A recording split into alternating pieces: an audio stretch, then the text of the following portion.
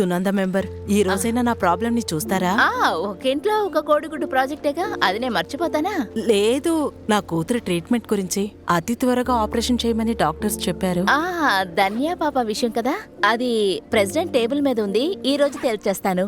మర్చిపోకండి, వేరే దారిలేనందున. ఇలా మాట్లాడి నన్ను కష్టపెట్టకండక్క. మీ వార్డ్ మెంబర్ ఆ పుష్కరనే కదా, ఆయనతో కూడా ఒక మాట చెప్పండి. వేరే వాడు వాళ్ళేదని చేస్తే ఆయనకి నచ్చదు, అందుకనే. సరే వెళ్ళండి. సారీ పిల్లనా, ఇవ్వాలంటే లేటుగా వస్తున్నారు. వంతెన సమస్య సిబిఐకి అప్పగించాలి. వంతెన సమస్యని సిబిఐకి అప్పగించాలి. అవినీతి వీరుడు పుష్కర్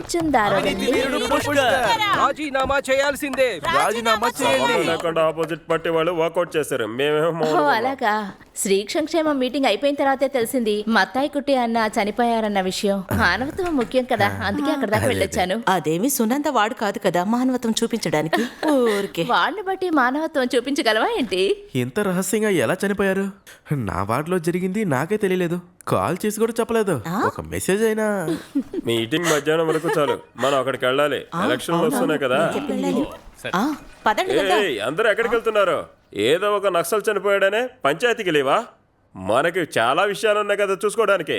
అవును, వరకే అన్నయ్య ఎకరం పొలంలో కాలువగట్టు జరపాలి కదా, కుంజప్పన్ అనే వాళ్ళ మరదలకి ఇల్లు కావాలి కదా. అవును, ఖచ్చితంగా. ఇంకా ప్రెసిడెంట్ గారి వార్డులో డ్రైనేజ్ కాలువలు, నీనాక వాళ్ళ తోటలో ఆడవాళ్ళని పెట్టి ఎలుకల్ని తరవాలి కదా. ఇంకా నాకు యశోదక్క వాళ్ళ కూతురు కోసం నిధి అడిగాను. ఇంకా నీళ్లకు వచ్చిన డబ్బుల్ని డిస్ట్రిబ్యూట్ చేయాలి. ఇంకా లీఫ్ క్యాంప్ లో మిగతా ఉన్న వస్తువుల్ని ఏలం వేయాలి. మంచినీళ్లు, మరుగుదొడ్లు ఇవన్నీ ఎవరు చూసుకుంటారు?